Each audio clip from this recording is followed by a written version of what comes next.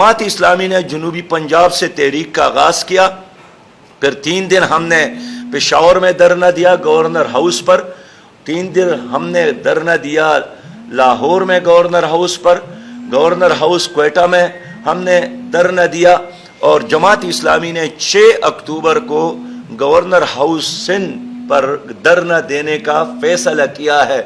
हम हुकूमत से यही चाहते हैं कि बिजली की कीमतों में ये इजाफा वापस ले और IPPs के साथ जो मुआहदे हो गए हैं इनको ख़त्म करे।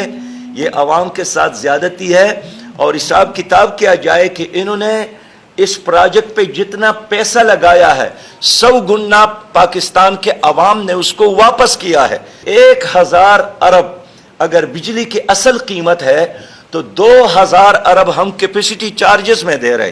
500 अरब रुपया पाकिस्तानी अवाम लाइन लॉसेस जो कि हुकूमत की अपनी नाअहली और नालायकी की वजह से है वो भी अवाम पर बोझ डाल रहे। 550 अरब से ज़्यादा वो जो बिजली चोरी होती है वो भी ये अवाम पर डाल रहे हैं। इसी तरह 220 अरब से ज़्यादा मुफ्तखोरे हैं, और वो मुफ्तखोरे कौन है? वो सरकार के अपने लोग हैं। तमाम सरकारी इदारे जो बिल अदा नहीं करते उनका बोझ भी गरीब अवाम पर डाला जाता है। तो इस तरह हर साल 1.2 ट्रिलियन रुपया अवाम के जेब से नाजायज़ तरीके से ये हुकूमत निकालती है और IPPs को देती है। मैं अपनी कौम से अपील करता हूँ कि अगर हमारी कौम जिसकी ज़रूरत है कि पाकिस्तान करप्शन फ्री पाकिस्तान बन जाए, तरक्की याफ्ता पाकिस्तान बन जाए, तो एक ही रास्ता है कि यहाँ आईन की हुक्मरानी हो और यहाँ कुरान और सुन्नत की हुक्मरानी हो।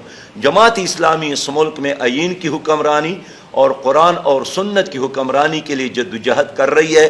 हम 25 करोड़ अवाम के मुफादात के लिए, उनके हुकूक के लिए लड़ रहे हैं, और अवाम से भी अपील करता हूँ कि क्लीन और ग्रीन इस्लामी और खुशहाल पाकिस्तान के लिए जमात इस्लामी का साथ दे।